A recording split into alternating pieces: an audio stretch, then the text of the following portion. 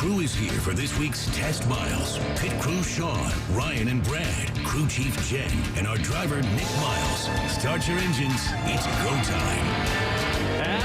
For the next 60 minutes, Car Talk, talking trucks and SUVs and cars. In fact, anything with a throttle. It's your weekly automotive experience. I'm Nick Miles. You're listening to America's automotive radio show, keeping you connected with the automotive world. Locally created, nationally celebrated on this week's show. Well, we have picked some cars from the Test Miles garage to talk to you about. We'll have the automotive writer from Mashable, Nick Jeans, will be here to talk to us about Tesla and a recent story he wrote. We're going to hear all about the 2017 Honda Accord Hybrid from Davis Adams, who works for Honda. Dash for Kids is coming up, where you can help with raising some money. That's going to be happening at PIR, and Ryan's going to be talking about some products that he has been reviewing. So, Brad, what have you been driving this week? Nick, last week I had a less than inspiring sedan. It's a value car, so that was fine. We'll just leave it at that. This week, going out to the garage, there was a gorgeous red Mazda 3 hatchback, and I opened it up, and it had a 6-speed transmission, manual transmission. I was so excited. My old heart fluttered. I don't think it was anything to do with the car, by the way. Yeah, that's true. You probably didn't take your heart meds that morning. Exactly. But Mazda states that it exceeds expectations. But lately, our expectations of Mazda are pretty high. And even with that, I was really excited, and it matched everything. I mean, the performance, styling, handling, fuel economy, all spectacular in this vehicle. And then the backup camera is standard on all Mazda 3s now. So this is the third generation 3. They've built 4.5 million of these since 2004. Mazda 3 is their best-selling nameplate. 5-star crash rating. It's got a couple of engine options, the 2.0, and then I had the 2.5 that pumps out 184 horsepower. Still gets me 37 miles per gallon on the highway. Nice. And 27 in town. So the 5-door hatch is what I had. Top-end price at about $27,000 with all the technology and all that. But base price for a five-door hatchback with the 2.0, which is still a terrific engine, is only $18,500. So we talked about under value last week. Under $20,000 for a lot of car. And it's got this Skyactiv technology, which is every aspect of the vehicle is engineered to maximize the riding dynamics and fuel economy and all that. Its competition is maybe the Ford Focus, Kia Forte, the Impreza, all of which do their own individual things well, but I don't think any of them do them as well collectively as the Mazda 3. So a big 10 for me on this car. This car was also a nominee for Car of the Year a couple of years ago when it came out. Yep. And at 2012, I think, was the last generation of this vehicle, and it's pretty spectacular. I actually like the interior design in this car. I think that's the best part of the car is the actual I love the styling paint of the interior. Yeah, it's the driving experience of a Mazda for me. And I like their paint colors too. Right, especially the red. Yeah, that's what we had in this. Yeah, that has that special nozzle where they use some special technology to lay every piece of metal metallic in the same direction. So if you look at different angles, it looks completely different. But talking about the driving experiences, it's a nice driving experience, but it's not like the old Mazdas where there was just the zoom factor. You think it's so? Lost some. Yeah, it's fun, but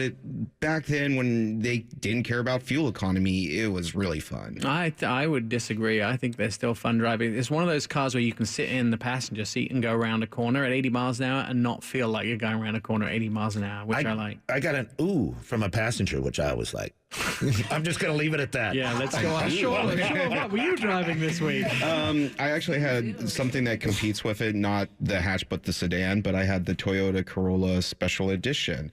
And the Special Edition comes in a red color, 17-inch gloss black rims, and a custom interior with kind of red pinstriping all through it. I love the styling on the car. It looks good. They have a little aggressive grille, which it's good for Toyotas. They're not as boring as they used to be. You could actually walk up and this car looks nice to look at. Some tech, they have a 6.1-inch touchscreen with their in-tune premium audio sound. So you can have tons of apps like Facebook, Places, Pandora, Yelp. It's cool if you want to Yelp from your car instead of your phone. Can I chase Pokemon with it? No, stop. I want to. While you're driving. I don't No. think that app's out yet, but it should be. I'm gonna smack the back of your hand if you continue. No, that's how you get your steps in, so you can Stop. evolve your Pokemon faster. Stop. Has a 1.8 liter engine, 140 horse, which doesn't scream at anything. But the good thing is the fuel economy. You get 28 in the city and pretty close to 40 on the So highway. wait, Brad, what was yours? How many horsepower 185. versus? 140. Wow. I think the Mazda's more, Yes. if I do my math right. Grade 1 math. Yes, you're correct, Brad. Thank you. Jen, could you give him a gold star, please? Why'd you have to use your fingers for that one? But I mean, if there's tons of room inside, it's not a great drive. It's just, it does what it does. You get great reliability and the car will last forever. That's what I can't say anything bad about it, but I can't say how great the drive was and how it excited me to drive it. But it's great to drive around. I mean, They are very reliable cars, and one of the things I like about them is you can drive them 80,000 miles But- and forget to change the oil, and they'd still start. starting every time. price $17,300. That's a great price to get into a car. It is. Good one for you. I was driving the GMC Arcadia, the brand new 2017 version. This does a 5, 6, or 7 passenger version of the vehicle. 8-inch sunroof, touchscreen, stability control, programmable lift gate. There is a nice little button on the side that tells you can have it the lift gate open half, 3/4, or all the way. So you can decide where you want it to open rather than have to work out by pressing buttons how to set it. So if you're a shorter person of stature like I am and you only want it to go up halfway so you can reach the button to close it again, you can actually just turn the button to program it to have it go only halfway open. 3.6 litre V6 or a 2.5 cylinder 2.5 litre 4-cylinder, 193 horsepower up to 310. Of course, we had the 310 horsepower version. For four-wheel drive, or they like to call it all-wheel drive or front-wheel drive, and it does it automatically, which I really like about it. We took it up to Larch and we played around it. It needed a good washing, let me just say, when we brought it down. 6-speed auto, 21 miles a gallon city, 26 highway. Its competition is the Toyota Highlander and the Honda Pilot. I always thought the Highlander had the largest rear second row seat space for legs, but apparently this is larger in the back than the Highlander, which I was kind of impressed about. The third row or the second row? Second row. Third row in this, the car is actually 2 inches shorter than the last version, so it's one of those medium-sized SUVs that got smaller rather than larger. It doesn't feel comfortable that there's a third. We had, just to make sure it was a real third row, we had to find the seat belts in the third row. It does have, because the seats were folded down. So it's one of those cars I like to call a pub row, where you could have some friends in the third row when you came back from the pub, but you don't really want anyone back there for more than 20 minutes. It's a kind of a small space. 6 trim levels. It starts with the SL all the way up to the Denali version, which we drove. The second row has a very interesting piece of technology. If you've opened the door and the second door, the rear door, and then closed it before you started the car, it will ding at you, warning you that there could be something in the back seat.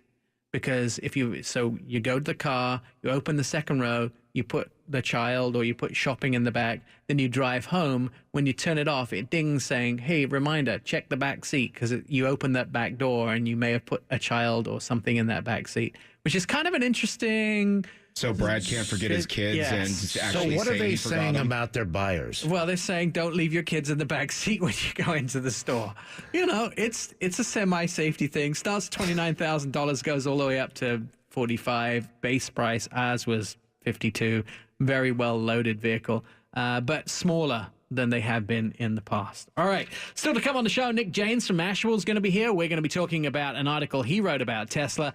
Davis Adams from Honda, he's the West Coast PR manager. He's going to be here, and we're going to also talk about how you can help raise some money at PIR coming up next weekend. That's to come on Test Miles. I'm Nick Miles.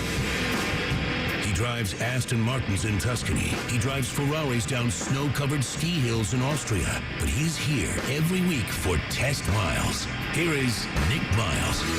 Staying connected with the automotive world, you're listening to Test Miles. To see TV segments, just tune in to Coin, where you can see our news segments in Portland. Time for another fun fact. Here's Jen. Good morning. The heaviest car produced was the Mercedes-Benz 770W150 from the years 1938 to 1943, weighing in at a whopping 10,582 pounds. Ooh, it's close to my body weight there. That's a pretty heavy car there as well. He is a Portland native who has lived in, he now lives in LA. He's an automotive journalist, has now worked for Mashable. Nick wrote a story last week that brings some light to some very interesting ethics and a scoop about, autonomous driving.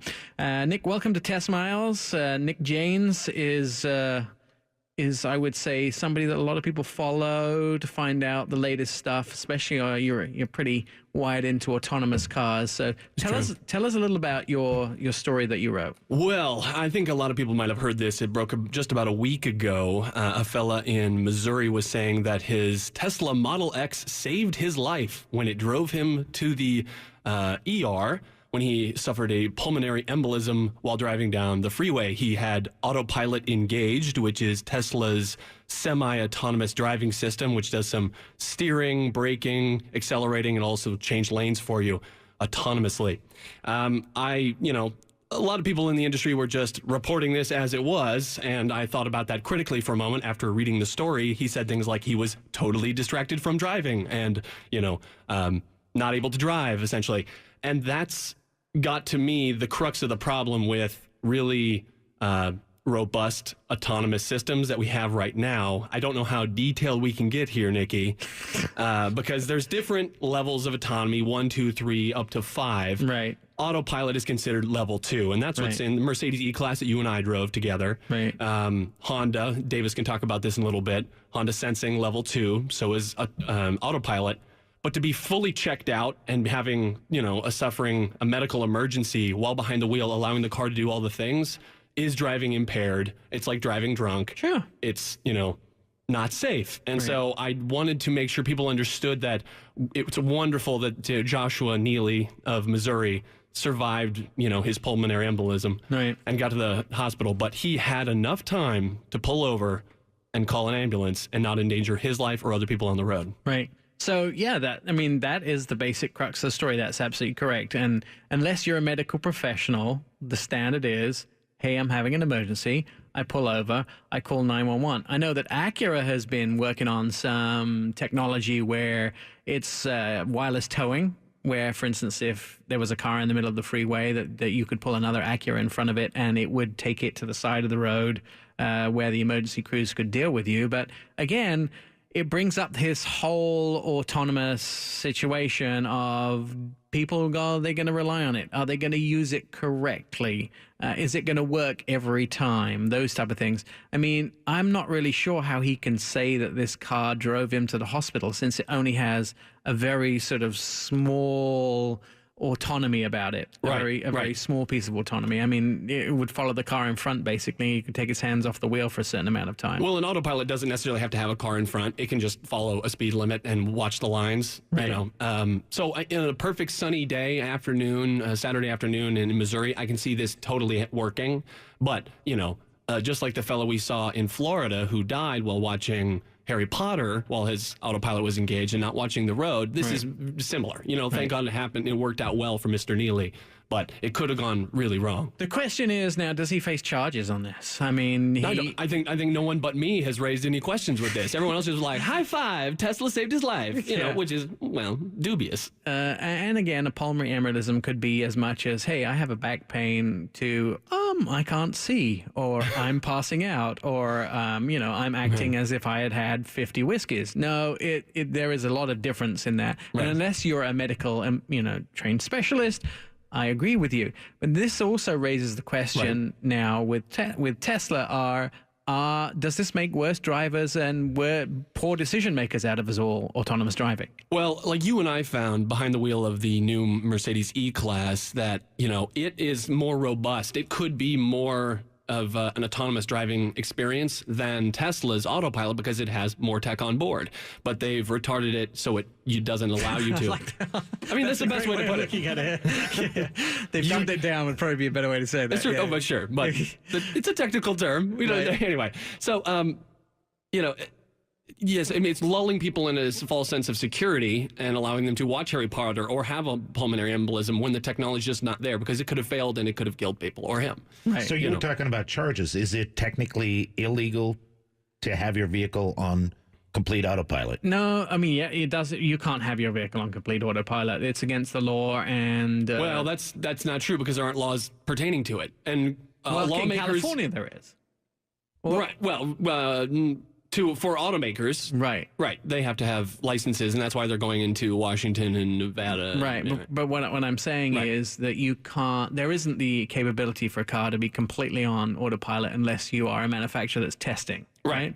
Well, So- but let's not call it autopilot, because that's Tesla's brand. You know what I mean? Right. Let's call it autonomous driving. Autonomous Yeah, driving. right. So there is a lot of questions that are raised by this. My biggest one is he clearly knew he was having a problem, and he continued. Right. That to me is a liability. Right. Like, so you potentially he committed a crime. Right. I mean, it's like saying, look, I know I've had too many drinks, but I can still make it to the hospital. Or, by the way, I'm shortness of breath, I have dizziness, but I'm going to get in the car and drive it. Why do you think they take driver's licenses away from diabetics? Because a lot of times, if you keep having a diabetic syncopal episode where you pass out or you have dizziness, it's not safe for other drivers. But what happens if he's in a location where it's going to take an ambulance amount of time to get there, where it'd be faster just to drive? I mean, it's like if I had a gunshot. The standard procedure is if you have a medical emergency, it doesn't matter where you are, and let you call the first thing you do in any, from the basic CPR class from the American Heart Association all the way up to a surgeon, is you call for help. But I understand that. But if you are dying, you're not thinking laws of the road. You are thinking, how am I going to save my life? So if I had a problem and the hospital is close enough for me, or should I wait a half hour for an ambulance to come get me? Well, then, but now you've got two different scenarios. Now you're talking about the hospital is close enough, but you have to wait half an hour for What an happens ambulance. if you're in the boonies? I mean, like... But what if? I mean, the whole point is, the question is, did this guy make a poor decision? Yeah, I think he did. So he's Sean's totally right. Right. I understand, because, I mean, I looked at it in his area of Missouri. They were 85% respond in 9 minutes. They probably would have gotten to him faster since he was on a freeway. But moreover, he was suffering the most painful experience of his life, and he thought he was going to die. And so, yeah, he wasn't thinking rationally. But the problem is, Tesla allowed him to act irresponsibly while he was thinking irrationally. And the technology shouldn't do that. It's a safety system, and this allowed him to act unsafely. For more answers to this, please tweet Elon Musk and ask him why he allowed this to happen. Nick, where can people read your stuff?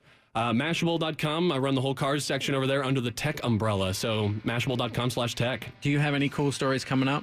Plenty, Nick. No, come on. Give me a tease. Give me a tease. Oh, I've got the Honda Accord review coming up, the hybrid. But which we're going to review next with I Davis know, Adams. right. All right. That's coming up next on Test Miles. I'm Nick Miles. We'll be right back. On-road, off-road, high road, low road. They're all driven by Test Miles. We'd like to thank you for being part of our radio show. Visit us at Test Miles' Facebook page, where you can see the latest news and bring you lots of fun facts. By the way, we are live on Facebook. We're live on lots of other things like Periscope, YouTube. So just go to our Facebook page and you can see it. But with more fun facts, here's our pit crew chief, Jen. Thank you, Nick. The 2014 Honda Accord plug-in hybrid was the first car in the U.S. to meet the new LEV3 and SULEV20 emission standards and got the single occupancy carpool access in California. Wow. Can you translate that now for me? There's a lot of numbers in there that I didn't understand. Davis Adams is the West Coast PR manager for Honda Motor Company. We recently drove the Honda Accord Hybrid along with several other Honda vehicles, including the new Ridgeline truck. Davis, you live in LA, so, what brings you to the Northwest? You know, Nick, we were here just for the weekend, just to do some hiking. We're going to go to the wineries later today. But we were, when you guys invited us in, first of all, thank you so much. It just happened to line up with a trip. So I'm really excited to be inside the studio this time. I know, usually on the phone, right? Yeah, this is so much better, though. So the Honda Accord Hybrid, wow, you actually won the Green Hybrid Car of the Year from the Northwest Automotive Press Association. Important win for you? Well, you guys are the experts, so I think it's a huge win for us. Experts in inverted commas. But it's absolutely, we were so glad to be here for Drive Revolution, and I was so happy to see so many of the journalists come out and experience the new Accord Hybrid. It's a really great car. It's the next generation of hybrid driving, so it's cool that you guys recognized it as such and awarded it. So let's talk about this category. This category is growing. There's cars like the Fusion in there. There's the Camry Hybrid. Some are plug-in, some are not plug-in. Does the Honda Accord Hybrid have a plug? Currently, it does not. As was mentioned in the trivia, we used to have the Accord plug-in hybrid. The new car is purely a hybrid car. But what's really cool about that system is that it functions in terms of the mechanical components. It functions more like a plug-in than anything else without having to plug in at all. So it gets better gas mileage. You're looking at 49 on the highway, 47. So you're 48. So it's 48 average basically. That's a pretty large leap over any of the competitors. But on top of that, it also has the most horsepower. So it's 212 horsepower. That's a big jump over everybody else. So more power, more fuel economy, more room too, right? And more spacious, including the trunk. So you don't have it. The battery itself has been made more dense, and so it's shrunk down a little bit. So there's more trunk space, which is something that's always a question when you are looking at a hybrid, that has a battery in the back and that kind of stuff. So it's a great car. It's really cool. It has. It's roomy. It's a very normal car too. It's the Honda Accord. Everybody knows what an Accord is. It's not like we've taken an economy car and bolted some hybrid stuff to it to make it more efficient. We've taken a really robust vehicle already and then added the most innovative hybrid drivetrain in the industry, period, to it. So you have a really incredible car for regular money, which is awesome. Now, the other thing is you're doing a lot of your development for your vehicles in the U.S., aren't you? Yeah, absolutely we are. So as you know already, Honda R&D for the U.S. or for North America is based in Ohio. Actually, the Accord Hybrid was built in Ohio up until this year. We just moved it back to Japan. And the reason for that is because when we're building Ohio, the regular Accord, just the four-cylinder V6, they're so popular that we weren't able to allocate as much production to the hybrid as we wanted to. So for the past couple of years, we've only sold 14,000 of them, 15,000 of them a year. Since we've moved the production of this Accord Hybrid back to Sayama, Japan, we're now able to produce 30,000 of them a year, which means we're going to double production. We're going to double our sales on that vehicle, and it makes it a lot more accessible. We had a lot of customers who were lining up at the dealership waiting for a car to arrive. Now we'll actually have cars for them to purchase. Now, one of the things about it is that it's getting a lot of attention from people that are driving it because it has those big numbers. But sure. When does it become available? Can people walk into the dealer now and buy it? Yeah, so actually the car went on sale just last month, or I guess it's now a month and a half ago. It was June 16th, so you can go and get it right now if you want to. There are a lot of cool colors. It comes in 3 trims, so there's just the Accord Hybrid version, which is kind of similar to one of our Honda EX versions, so it's very well equipped. There's the EXL, and there's also the Touring, and the Touring has LED headlights and LED taillights, and every single Accord Hybrid, this is the first car that we've offered that has the Honda Sensing semi-autonomous driving system standard on every trim. So no matter which car you get, you're going to have the cars that can do the lane keep assist. So it can it turns the wheel a little bit for you when you're on the highway, helps you improve your reaction times. It also is watching the cars in front of you with its adaptive cruise control system and can actually do an emergency braking situation if necessary. Hoping that people aren't texting or driving or anything like that. But if having needs, a pulmonary embolism. Oh well, or that. Yeah, that's we definitely see our Honda Sensing Suite as a safety aid that'll help improve your driving, your own driving, rather than distracting you from driving in the first place. Yeah, it's a, let's we say, a coaching mother that just edges you along to do the correct thing. Sure, we can say that. Does it come to a complete stop? So yes, it does. It has the collision mitigation braking system. We call it CMBS, and that system will bring it to if you're at highway speeds and it has to engage, then it'll shave between 25 and 30 miles an hour off the speed that you're going, which would make an impact lighter, which is nice. It helps. It would help mitigate some of the impact. But if you are going below those speeds, then it would come to a complete stop where it should. One of the things I've noticed is that we call these non-luxury cars. Of course, the luxury brand for Honda would be Acura, but the non-luxury version of these cars are getting pretty close to being the luxury cars now. I'm looking at things that 3 or 4 years ago were in Acuras and now are in all the Hondas. And what is there a melding of the luxury non-luxury brand? It just seems like especially Hondas, they're getting so luxury, so many of those leather appointments and those type of things, these safety features that you only used to be able to get on high-end luxury cars. They're coming as standard. Do you remember back in the day when the Accord was only offered in like LX and EX, and then they added leather and it was Plus a a Navi huge pack. deal. Well, then Yes. you could get a Navi package. Exactly on top. that. So what's great about this is that Honda and Acura, who are sister companies, of course, are so focused on different things. You know, the Acuras are all about sport premium, right? So it's, you have your luxury car and they're nice, but they are truly focused on performance. They have the super handling all-wheel drive systems, and you look at the NSX and it has 573 horsepower and 3 motors and a twin turbocharged V6.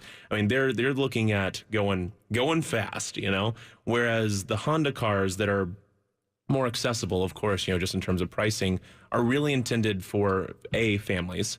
You know, we're a family car company, and we're looking at motivating families down the road safely, reliably, comfortably, and part of comfortably comes with the luxury appointments, of course, that are available, and also, you know, with the kind of technology that's relevant. You know, the Accord Hybrid has CarPlay, it has Android Auto, it has the Honda Sensing stuff that I mentioned. It's really a lovely vehicle.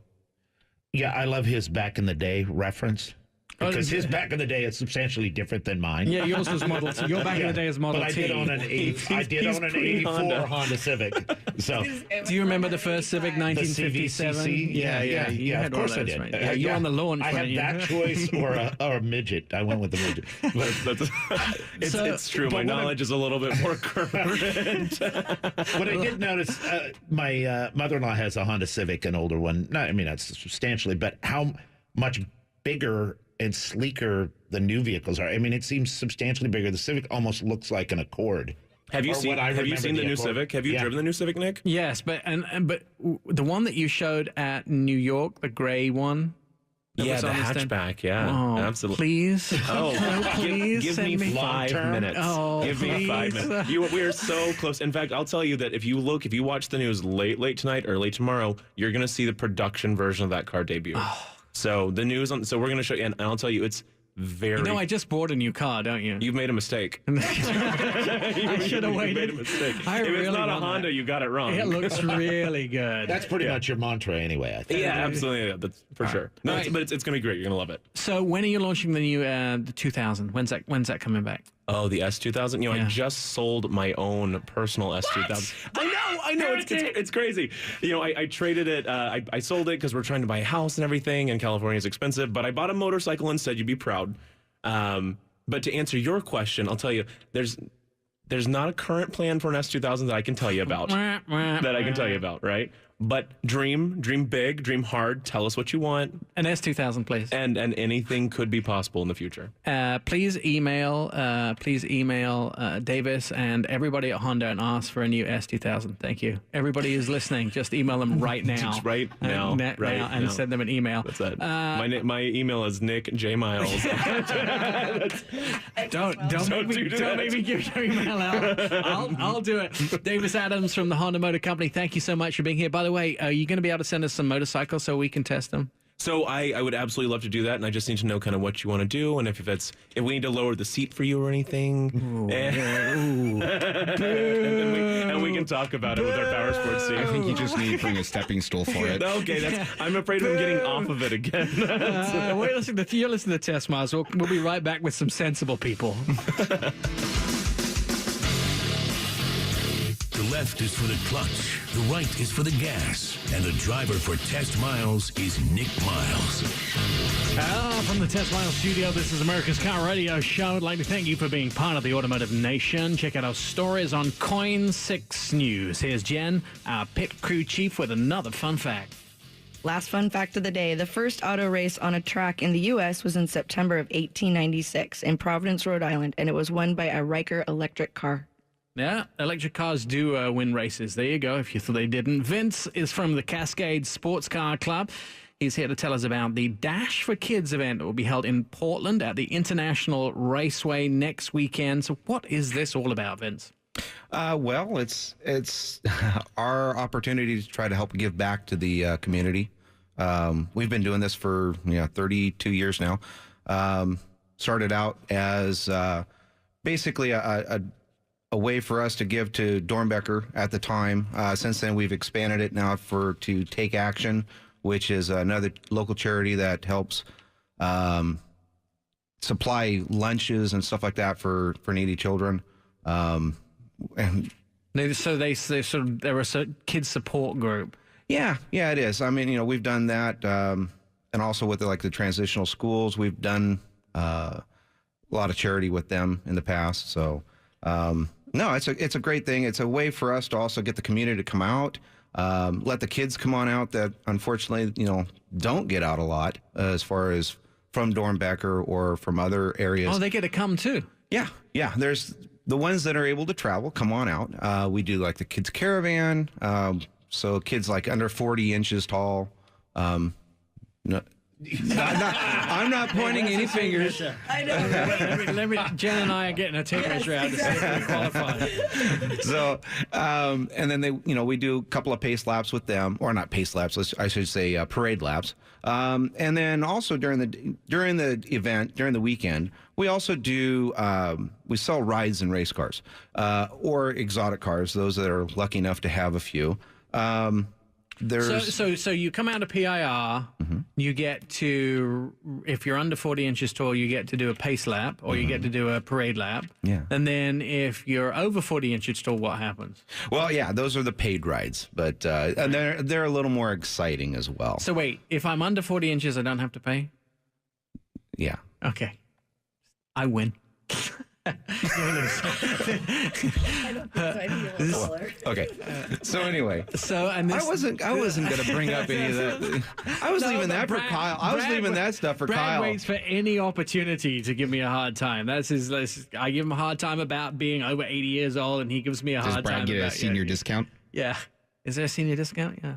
Unfortunately, there's Oh, sorry, Brad. That's okay. I'll just bring our painted limo out again. The kids. We should use that for the parade lap. Yeah, there we go. There we go. Well, that is a chicane event, though. Can you get through the festival turns?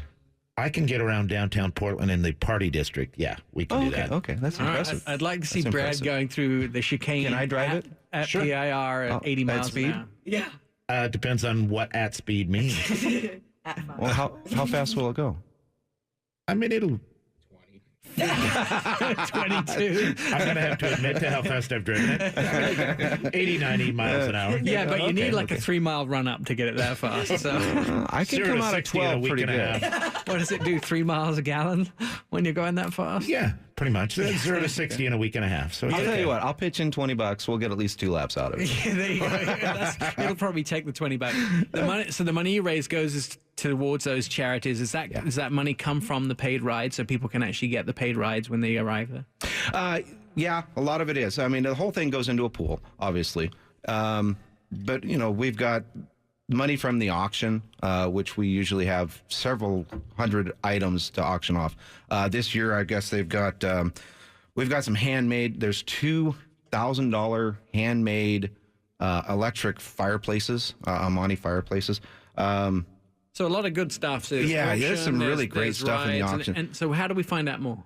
Well, actually, if you go to dashforkids.org, you can learn a lot there. And then also on the Cascade Sports Car Club website, there'll be information there as well. The best really is for the dashforkids.org site.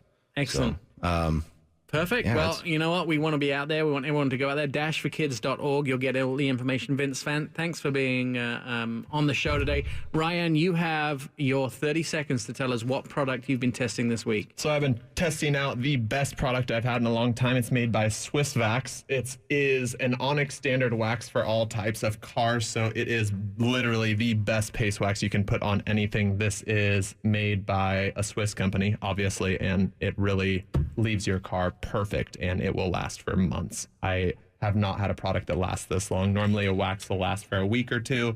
This is literally lasting for months now. I have a little bit of disbelief in this, but if you want to do my Mini, I will actually test it and prove to see if it's actually true. So invoice Tess Miles or Nick Miles? Invoice Brad Boyer at IGotALimo.com, and he'd be more than LuckyLimo.com. And I he'd be more love than that happy. painted limo. Let's get in there. Vince, Nick Janes, Davis Adams, the whole pit crew, thanks you for being here. Of course, we're online 24/7 at testmiles.com. You can rehear the show. It'll be pasted in the next 24 hours. Plus, see us on Coin 6, read the articles in the Oregonian, and share lots of love. We'll see you next week. I'm Nick Miles, and this is Test Miles. The fastest quarter mile time in radio. It's Test Miles with Nick Miles.